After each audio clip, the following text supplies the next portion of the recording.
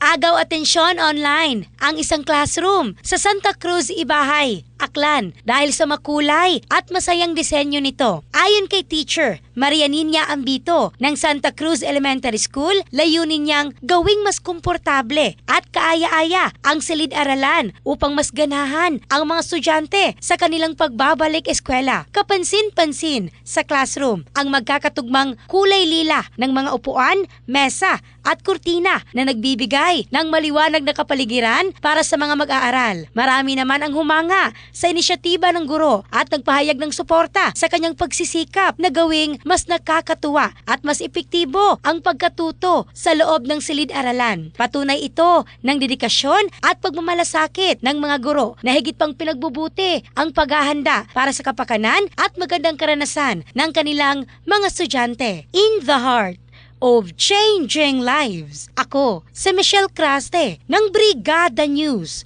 Philippines, the Music and News Authority.